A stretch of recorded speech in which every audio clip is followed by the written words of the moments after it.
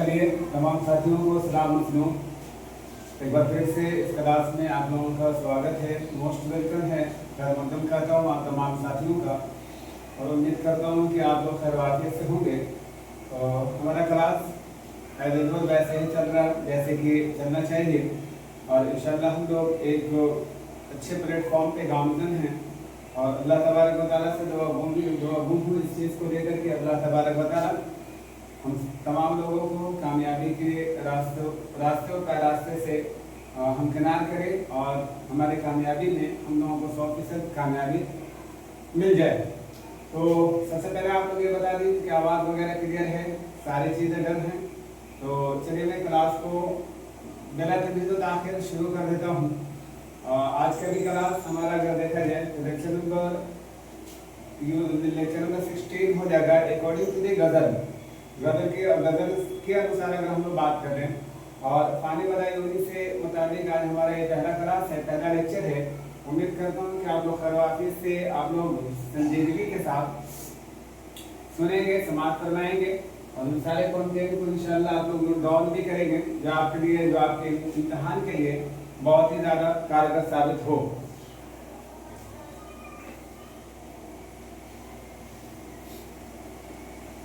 आवाज़ वगैरह कैसा है इसके बारे में जरा सा आप लोग एक बार मुझे कमेंट करके बता दें। एक बार कमेंट कर दें प्लीज़ आप लोग। मैं आप लोगों को बता दूं कि छोटे से नोटिफिकेशन दे दूं कि जितने भी हमारे नए साथी हैं, नए स्टूडेंट हैं, उनसे मैं मुअद्दबाना इल्तमास करता हूं कि ये बात को ज़हन में आप रखिएगा ज़रूर कि हमारा जो क्लास है ना ये 3 तरह की क्लासेज, 3 तरह के लिए मतलब एक ही प्लेटफॉर्म पे 3 तरीके का प्लेटफॉर्म यहाँ पे आप लोगों के लिए शुरू किए गए हैं। एक तो ऑलरेडी मैं लाइव क्लास आता हूँ 9:15 में रात में और उस क्लास को भी आप लोग देखना ना भूलें। उम्मीद करता हूँ कि आप लोग देखते भी होंगे। रोजाना लाइव क्लास में आता हूँ, वहाँ पर आकर के 15-20 क्वेश्चन पे हम लोग रोजाना एनालिसिस करते हैं, प्रैक्टिस करते हैं। मैं सवाल आप लोगों के सामने रखता हूँ, आप लोग कमेंट करके मुझे आंसर करते हैं और माशाल्लाह अल्हम्दुलिल्लाह काफ़ी बच्चे सेटिस्फाइड भी हैं। आप जितने नए साथी हैं उनसे भी गुजारिश करूंगा कि आप जरूर जुड़िएगा। ये ध्यान में रखिएगा कि जो कुछ भी हम लोग कंटेंट पढ़ते हैं वो सिर्फ पढ़ लेना ही हमारे लिए एनफ नहीं होता है, बल्कि उसके ऊपर काम करना, प्रैक्टिस करना और एक्सरसाइज करना ये हमारे लिए बहुत बड़ी जिम्मेदारी हो जाती है हमारी, ताकि इसी से हमारे सारी चीज़ें जो फैक्ट चीज़ें होती है ना हमारे जहन में बैठे होते हैं। तो आप लोग जरूर क्लास में जुड़िएगा और एक छोटा सा वीडियो, शॉर्ट वीडियो की शक्ल में रोजाना मैं एक अपने चैनल पर अपलोड करता हूँ। तो आप लोगों से उम्मीद करता हूँ और करूँगा भी कि आप लोग उसको भी जरूर अटेम्प्ट किया कीजिए ताकि ये समझ में आए कि आपकी तैयारी कैसे चल रही है। रोजाना में अलग अलग तरीके का क्वेश्चन लेकर के आता हूँ। 1 मिनट का होता है, 50 सेकंड का होता है। तो उम्मीद करता हूँ कि आप लोग उसमें जरूर आइएगा और कमेंट करके जरूर आंसर देने का कोशिश कीजिएगा। हम लोग एट ए टाइम कई एग्जाम्स की तैयारी कर रहे हैं। उर्दू से मुताल्लिक अगर हम लोग बात कर लें, यूजीसी नेट को कवर कर रहे हैं। यूजीसी नेट के साथ साथ अगर हम लोग बात कर लें तो अभी आपने सुना होगा जेट का भी ये आ गया है। बस इसका डेट आना ही बाकी है, डेट का अनाउंस होना ही बाकी है। तो इसकी तैयारी में मुकम्मल तरीके से सारे बच्चे लगे हुए हैं। क्या है कि फॉर्म इसका फिलअप हो गया है, फॉर्म डेट आउट हो गया है। इसी तरह आरपीएससी वाले लोग तैयारी कर रहे हैं, उनके लिए भी ये क्लास बहुत इंपॉर्टेंट है। एमपी का भी आपने सुना होगा, मध्य प्रदेश का भी आया हुआ है। 25 तारीख से इसका भी फॉर्म फिलअप होने वाले हैं और बस आज ही कल में शुरू होने वाला है पोर्टल। आप एकदम तैयार रहिए, फॉर्म अप्लाई कीजिएगा जरूर और एकदम झुंझारू तरीके से तैयारी में लग गई है, मुकम्मल तरीके से तैयारी कीजिए। कहा गया है कि जो अपने कुव्वत बाज़ू से खुद फिरदौस पैदा कर, फरिश्ते आसमान से फूल बरसाया नहीं करते। मतलब अपनी मेहनत, अपनी करोकाविश, अपनी लगन के साथ जब इंशाल्लाह काम करेंगे तो इंशाल्लाह कामयाबी हमें ज़रूर मिलेगी। एक न एक दिन ज़रूर मिलेगा कामयाबी। बस हम लोग दिलजोई के साथ, दिलजमी के साथ आप एक अपने अंदर एक पॉजिटिव मुस्बत थिंकिंग लेकर के, मुस्बत थॉट लेकर के हम लोग क्लास में इंशाल्लाह जुड़े हैं। इंशाल्लाह जरूर हम लोगों को कामयाबी मिलेगी ही मिलेगी। इससे पहले जितने नए साथी हैं मैं उनको एक बार बाखबर कर दूँ और उन तक की इत्तला पहुँचा दूँ कि देखिए इससे पहले जितने भी क्लास हैं गज़ल से मुताल्लिक़ अभी तक ऑलरेडी मेरा मोटा मोटी कह लीजिए 15-16 क्लास चल गए हैं। वो सारे के सारे वीडियो यूट्यूब पे पड़े हुए हैं। आप एक बार जा करके जरूर वॉच कर लीजिएगा प्ले लिस्ट में यूनिट नंबर 1 और 2 भी मुकम्मल तरीके से पढ़ा करके मैंने डाल रखा है, वहां से भी आप सारी चीजें देख लीजिएगा। बहुत सहज जबान में बहुत सारे कंटेंट को क्लियर करता हूँ। क्लास मिस करना आपके लिए एकदम समझ लीजिए कि बहुत नुकसानदेह साबित हो सकता है, इसलिए आप लोग क्लास को मिस नहीं करेंगे। बहुत आसान तरीके में उन सारे कंटेंट को ध्यान में रखता हूँ, जो सारे कंटेंट आपके एग्जाम के पॉइंट ऑफ व्यू से बहुत इंपॉर्टेंट होते हैं, इसलिए क्लास को देखना ना भूलें। क्लास आप लोग जरूर देखिएगा। अब ये ध्यान में मत रखा कीजिएगा कि सर व्हाइट बोर्ड पर पढ़ाते हैं तो क्या है, नहीं है, क्या हकीकत है, इन सब चीजों के चक्कर में ना रहिए भाई। आप ये देख लीजिए और एजुकेटर्स के चैनलों से जुड़ करके देख लीजिएगा। कंटेंट जहां आपको अच्छा लगता है, मैं ये नहीं कहता कि मेरे ही कंटेंट पे आप बने रहें या मेरे ही क्लास पे आप बने रहें। अगर इससे अच्छा कहीं प्रोवाइड किया जा रहा है तो डेफिनेटली आप उनसे जुड़े। बस कहने का मकसद ये कि आपकी तैयारी होनी चाहिए, हाँ वो कहीं से हो, किसी तरह से हो, किसी भी चैनल के जरिए से हो, it doesn't matter. Matter is that कि आपको बस तैयारी करते रहना है।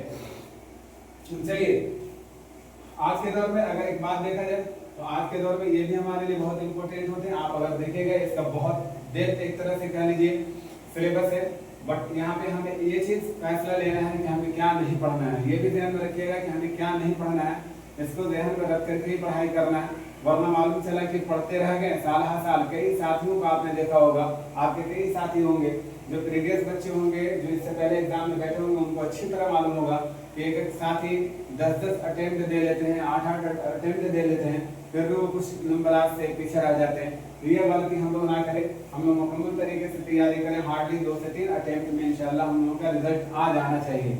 इसी पे हमको पूरा वक्त नहीं देना है, और भी आगे जिंदगी का सफर बहुत लंबी है, उसको भी ऑलरेडी हमें तय करना है। चलिए देखते हैं। ये आरपीएससी असिस्टेंट प्रोफेसर के लिए मैंने ऊपर में लिख रखा है, शायद आपको नजर नहीं आता होगा, लेकिन चलिए हमारा जो इम्पोर्टेंट कंटेंट है उनका ऑलरेडी हम लोग बात कर ले। तो हमारा यूनिट नंबर 3 चल रहा है, गलत से मुतालिक हम लोग क्लास देख रहे हैं। आज का हमारा लेक्चर है लेक्चर नंबर 16 और सुलहमा है रियासियात के इमाम। यहीं से क्वेश्चन आप लोगों से पूछ ले रहा हूँ, शुरू कर रहा हूँ क्लास को बिला तमीज़ आखिर। मैं ये पूछ ले रहा हूँ आप लोगों से, जल्दी से आप लोग रहमत करें बताने का कि इनको रियासियात के इमाम किसने कहा था, रियासियात का इमाम किसने कहा था। या आप लोग जल्दी से कमेंट करके आंसर कीजिएगा। इनका नाम तो देखिए पानी बदायूनी से ये मशहूर हैं। इनके अगर पैदाइश की अगर हम लोग बात कर लें तो सन 1879 में ये पैदा हुए थे। अब ये कहाँ पैदा हुए थे तो याद रखिएगा सन 1879 में पानी के एक कस्बे में पैदा, बदायूं के एक कस्बे में इनका जन्म हुआ था, ये पैदा हुए थे। और इनके अगर हम लोग बात कर ले तो सन 1941 में आई थिंक हैदराबाद में इनकी वफात हुई थी, हैदराबाद में।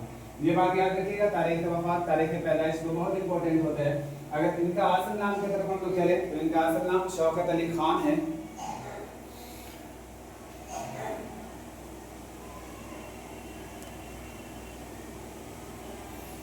इनका असल नाम शौकत अली खान है। इनके वालिद मोहतरम की अगर हम लोग बात कर रहे तो शफात अली खान है, ये याद रखिएगा। इनके वालिद से एक दो बार क्वेश्चन देखने को हम लोगों को मिला है, उनके नाम से क्वेश्चन हम लोगों को देखने को मिला है। तो शफात अली याद रखिएगा ध्यान में, इनके वालिद का नाम शफात अली खान था, इनका खुद का नाम शौकत अली खान था। और ये भी ध्यान में रखिएगा कि इन्होंने बहुत दिनों तक काफी दिनों तक इन्होंने शौकत ही ऑलरेडी ये भी रखा था, तखल्लुस भी करते थे अपने कलाम के अंदर, लेकिन पानी उसके बाद बदल करके, जैसे मिर्जा वालिद साहब के बारे में असद और वालिद आप सुने होंगे, जानते होंगे अच्छी तरह से। इसी तरह इनके बारे में भी आप लोग याद रखिएगा कि ये पहले शौकत तखल्लुस करते थे, ये फिर बाद में बदल करके पानी इन्होंने तखल्लुस शुरू कर दिया था। वकालत की पढ़ाई करने के बाद लखनऊ में ही इन्होंने वकालत शुरू भी कर दी थी। वकालत की पढ़ाई जब इनकी तकमील हुई, जब इन्होंने ये कर लिया, पढ़ाई मुकम्मल कर लिया, तो वकालत भी इन्होंने लखनऊ से शुरू कर दिया था। कुछ ऐसे पॉइंट हैं ऑलरेडी चलते चलाते सिर्फ हम लोग देख लें। पानी का खानदानी ताल्लुक की अगर हम लोग बात कर लें तो यूसुफ जई अफगानों के कबीले उम्र खैर से ताल्लुक रखते थे। कहाँ से रखते थे? पानी बदायूनी। तो याद रखिए यूसुफ जई अफगानों से, अफगानों के खानदान कबीले उम्र खैर से ताल्लुक रखते थे। ज़्यादा इम्पोर्टेंट नहीं है, सिर्फ सुन लीजिएगा। अगर आपको लगता है कि इम्पोर्टेंट है तो मैंने यहाँ पे नोट डाउन नहीं किया। ये भी ध्यान में रखिएगा कि जो भी रेड कलर में मैंने लिख रखा है ये आपके लिए बहुत इंपॉर्टेंट है, इसको आप लिख लीजिएगा। ये चीज़ है, और जो मैं बोल दे रहा हूँ अगर आपको ऐसा लगता है कि ये भी ज़रूरी है तो आप लिख लीजिएगा, वरना आप रहने दीजिएगा। पानी के जद्दे आला असालत खान साहब आलम बादशाह दिल्ली के ज़माने में ये काबुल से हिंदुस्तान चल कर के आए थे। इनके परदादा के अगर हम लोग नाम अगर जाने, इनके परदादा के नाम के बारे में अगर बात करूं तो बशारत खान था। इन्होंने अगर बात करें तो ये गवर्नमेंट हाई स्कूल बदायूं से एंट्रेंस इम्तहान सन 1897 में पास किया था। बीए की डिग्री इन्होंने बरेली कॉलेज सन 1901 में हासिल की थी और पानी अलीगढ़ एएलबी सन 1906 में इन्होंने दाखिला लिया था और अलीगढ़ से एलएलबी की डिग्री इन्होंने सन 1908 में इन्होंने प्राप्त किया था और हाई कोर्ट का इम्तहान पास किया और लखनऊ में ही वकालत इन्होंने शुरू कर दी थी। पानी की शादी की अगर हम लोग बात कर ले तो कस्बे एकरी जिला बदायूं के जमींदार इंतजार अली खान की साहबजादी शाहजमानी बेगम से सन 1903 में हुई थी। ये भी आपके लिए इम्पोर्टेंट उतना ज़्यादा नहीं है, बस जहन में रखिएगा। लेक्चर को एक दो बार और आप लोग वॉच कर लीजिएगा, बाद में ये सारी चीज़ें जहन में आ जाएगी। बहुत सारी चीज़ें ऐसी होती है बाबू, मैं आपको बता दूँ कि बहुत सारी चीज़ें जब सुनी सुनाई होती है ना तो हमारा क्वेश्चन भी हमारे लिए बहुत ज़्यादा कारगर साबित हो जाते हैं और क्वेश्चन देख करके भी हम लोग आंसर तक रसाई कर पाते हैं, कर लेते हैं। तो सिर्फ सुन लेना ही काफ़ी है, हर चीज़ को नोट डाउन मत कीजिएगा। कितनी चीज़ें याद करेंगे, कितनी चीज़ें याद करेंगे, मसला तो ये आ जाता है ना, इसलिए सारी चीज़ों को नोट डाउन मत करेंगे, वरना मालूम चला कि आपके पास 2-4 बोझा खाका तैयार हो गया और मालूम चला कुछ याद वाद होने ना। तो इन सब चीज़ों को ध्यान में रख करके भाई बस शॉर्ट में सारी चीज़ें ऑलरेडी ये रखी हैं। पानी के ज़माने बेगम से 3 औलादें हुई थी। पानी ने 11 साल की उम्र में शायरी शुरू की और नाम की मुनासिबत से शौकत इन्होंने तखल्लुस इख्तियार कर लिया था। 11 साल की उम्र में इन्होंने शायरी शुरू कर दी थी। सॉरी बोल कितने साल की उम्र में, तो ये ध्यान में रखिएगा 11 साल की उम्र में इन्होंने शायरी शुरू कर दी। और इब्तिदाअन अगर हम लोग बात कर लें तो इब्तिदाई दौर में इन्होंने तखल्लुस जो इख्तियार किया था वो तखल्लुस इनका शौकत था, अपने नाम के वसीले से ये लगाया करते थे। तो अपने नाम के जरिए से ऑलरेडी ये चीज़ को लगाया करते थे। अगर हम लोग बात कर ले, इन्होंने पहले बदल सन 1890 में कहे थे जो रिंदाना ख्यालात पर मुश्तमिल था। अब ये रिंदाना क्या होता है इतना देर में हम लोग को जाने की जरूरत है, बस ये ध्यान में रखिएगा। क्वेश्चन अगर फॉर्म भी होता है तो ऐसे ही होता है। पहली गजल इन्होंने सन 1890 में, डेट हमारे लिए इम्पोर्टेंट है, ये डेट को भूलिएगा मत, सन 1890 में कही थी और रिंदाना ख्यालात पर मुश्तमिल था। सन 1899 में शौकत अली की जगह इन्होंने पानी लिखना शुरू कर दिया। मतलब समझ में आ गया कि सन 1899 में इन्होंने शौकत अली खान जो तखल्लुस शौकत करते थे उसकी जगह इन्होंने अपने तखल्लुस को बदलकर पानी बदायूनी पानी लिखना इन्होंने शुरू कर दिया था। ये भी ध्यान में रखिएगा। तारीख कब शुरू की थी, सन 1890 में, ये भी डेट आपके लिए इम्पोर्टेंट है। और 1899 में शौकत की जगह पानी इन्होंने अपने आप को खाना शुरू कर दिया था, ये भी जरूरी है। सन 1906 से लेकर के सन 1917 तक शायरी से अपने आप को मुकम्मल तरीके से बचाते रहे। बचाते रहने का मतलब कि इस्तेनाब कर लिया, दूरी अख्तियार कर लिया।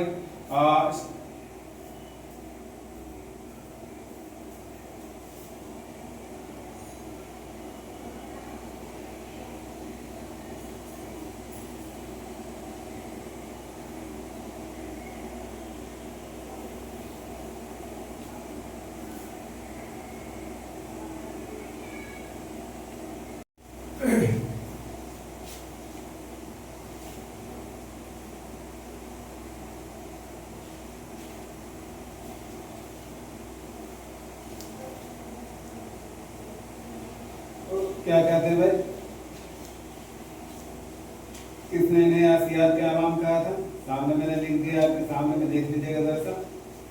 कुछ चीज़ें हैं इनके बारे में, कुछ फैक्ट हैं जिनके बारे में हम लोग थोड़ा सा देख लें और समझें इनको।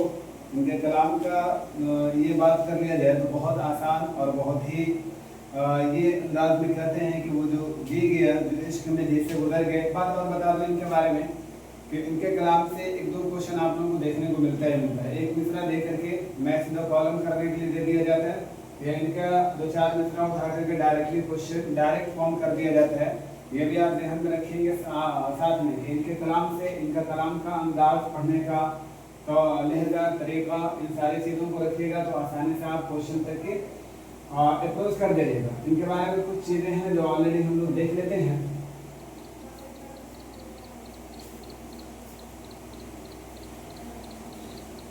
बहुत सारी चीजें जैसे रशीद अहमद सुल्तान साहब ने इनको याद क्या इमाम कहा था, अभी मैंने ऑलरेडी पहले भी आपको बताया, कई बार बताया, और ये याद रखिएगा। एक चीज यहाँ पे जरा गौर करने की जरूरत है कि नज़ा में चुपके चुपके तूने किसका नाम दिया। नज़ा में चुपके चुपके नज़ा की हालत कब होती है इंसान का, आप बताएंगे या आपका रिलेटेड चीजें नहीं है, लेकिन मैं फिर भी पूछ ले रहा हूँ कि नज़ा में चुपके चुपके तूने ये किसका नाम लिया, क्यों काफिर अब भी तेरी ज़बान पे खुदा का नाम नहीं। मतलब इंसान मरने के करीब होता है। कितनी अच्छी बात कही है जोश मुनीहाबादी ने इनके शेर के बारे में, इस मक्ते के बारे में कहा था कि इन्होंने जो मक्ता कहा है पूरी जिंदगी अगर पढ़ी जाए तो सुनने वाले को नया लुत्फ मिलता रहेगा। मतलब ये एक ऐसा मक्ता है, एक ऐसा मतलब शेर का दो मिसरे का एक शेर है जिसको अगर बार बार अपनी जिंदगी में दोहराई जाए तो हम एक अलग तरीके का चाशनी है, एक अलग तरीके का लुत्फ मिलेगा पढ़ने में। कि नज़ा में चुपके चुपके तूने ये किसका नाम लिया, मतलब मरने की हालत में भी हो, मरने जा रहे हो, मरने के करीब हो, उस वक्त भी तूने ये किसका नाम ले लिया, किसका नाम ले लिया आपने, क्यों काफिर अब भी तेरी ज़बान पे खुदा का नाम नहीं। मतलब अब इस हालत में भी तुम्हारे ज़बान पे अल्लाह तबारक व तआला का नाम ना हो, बताओ तुम कितने बड़ा काफिर इंसान हो। ये ऐसे ही कुछ कहना चाह रहे हैं।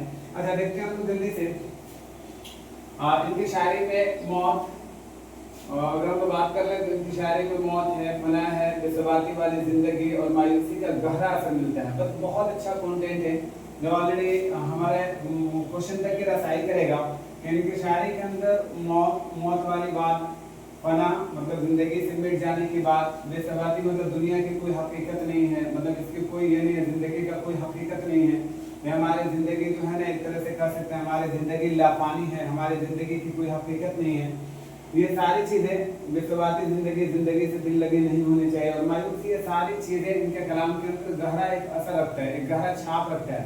इनके कलाम को पहचानने का बहुत आसान तरीका है। ये सारी चीजें अगर किसी के भी कलाम में अगर आपको दिखता हो जो ये कहना चाहते हैं कि जिंदगी से दिल लगी ना किया जाए, जिंदगी की कोई हकीकत नहीं है, जिंदगी एक तरह से कहते मिटने खत्म होने वाली चीजें हैं, तो ऐसी अगर कोई चीजें अगर कलाम के अंदर हिंस मिलता हो तो हम लोग पानी बदाई 19 साल की तरफ चलेंगे। इन्होंने उर्दू गजल में जिक्र की गहराई, दाखिलियत और जदीद एहसास से अलम को उजागर किया है। मतलब अपने कलाम के जरिए अगर बात कर लें तो इन्होंने अपने कलाम के जरिए, अपने गजल के जरिए फिक्र की गहराई, मतलब हमारे जो थॉट है ना इसको सोचने का मतलब डेप्थ से डेप्थ जाने का तरीका, और दाखिलियत मतलब एक दाखिलियत चोट होनी चाहिए, मतलब कलाम के अंदर हकीकत शनासी पर बातें होनी चाहिए, और जदीद एहसास से अलम को उजागर किया है। मतलब इन्होंने उन सारी चीज़ों को अपने कलाम के अंदर जगह दी है जो हकीकत शनासी पर मबनी होती है, जो हकीकत पर मबनी है, इन सारी चीज़ों को इन्होंने अपने कलाम के अंदर जगह दी है।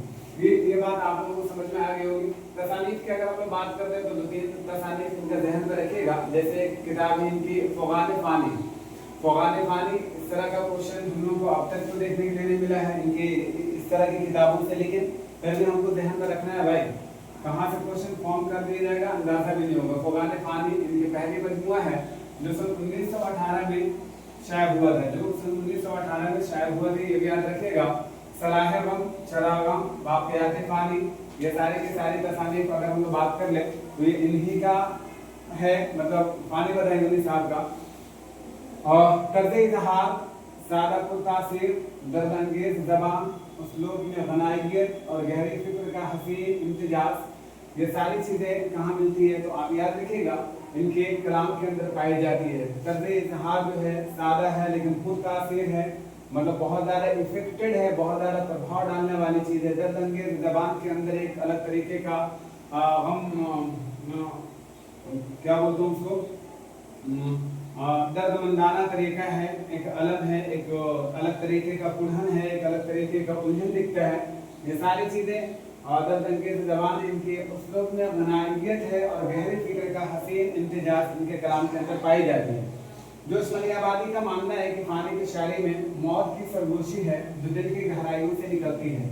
किनका मानना है? जोश मुनीहाबादी। दो चीज़ें याद रखिएगा जोश मुनीहाबादी के बाद, इससे इसको रिलेट भी कर देंगे तो भी समझ में आ जाएगा कि जोश मुनीहाबादी फ़ानी की शायरी में मौत की सरगोशी है जो दिल की गहराइयों से निकलती है। मौत की सरगोशी है, मौत के बारे में इनकी बातें हैं जो दिल की गहराइयों से निकलती हैं।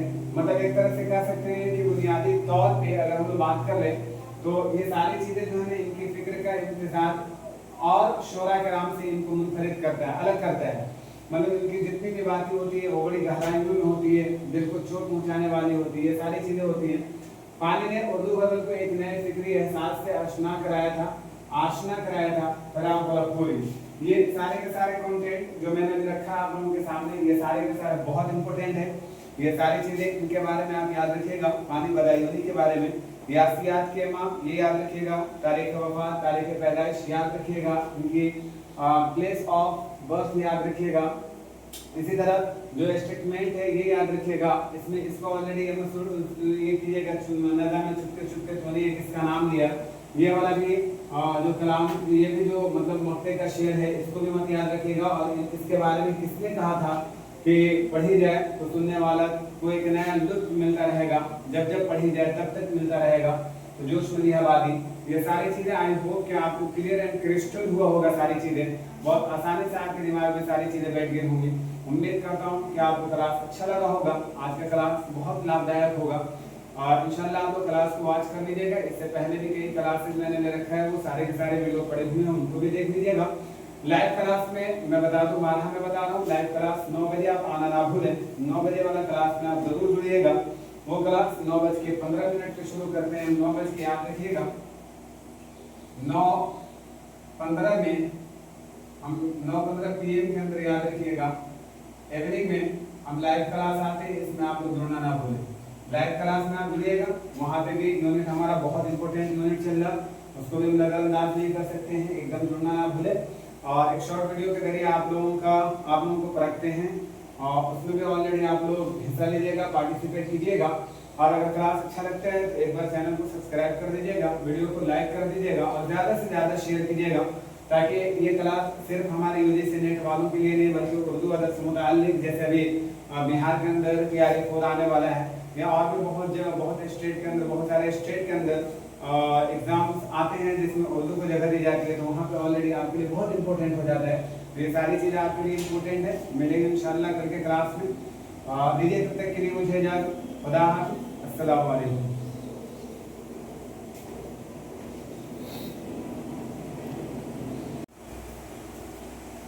तो सन 1906 से लेकर के सन 1917 तक मुकम्मल इन्होंने अपने आप को शेर व शायरी से दूर रखा। इनका मतलब कह सकते हैं कि मतलब कोई ताल्लुक नहीं था। और याद रखिएगा एक बात और ध्यान में रखिएगा कि फानी की शायरी में अगर हम लोग बात कर लें तो फानी शायरी के अंदर हाली से बहुत ज़्यादा मुतासिर नजर आते हैं। मतलब उनकी तर्ज की बात कर लें या फिर मतलब ख्यालात वगैरह की बात कर लें, नज़रियात को बात कर लें, तो मतलब ये कि जो हाली अल्ताफ हुसैन हाली साहब का नज़रिया था, जो हाली साहब का थॉट था इस सिलसिले में शेर व शायरी को लेकर के, इन सारी चीज़ों को फानी बदायूनी भी अपने कलाम के अंदर बहुत ज़्यादा इनसे मुतासिर नजर आते हैं। आपसे क्वेश्चन क्या बनेगा कि फानी के कलाम के अंदर, फानी के कलाम में किसकी तासुर पाई जाती है, ये आपसे क्वेश्चन पूछा जा सकता है। तो आप ये याद रखिएगा कि फानी अपनी शायरी के अंदर हाली से बहुत ज़्यादा मुतासिर नजर आते हैं, ये भी आपको ध्यान में रखना है बात। इनके कलाम में गुर्बत का लफ्ज़ बार बार आया है। अगर आज का क्लास में लोग देखें तो इसको अगर हम इम्पोर्टेंट बना दे, बहुत बहुत इम्पोर्टेंट है हमारा आज का ये वाला।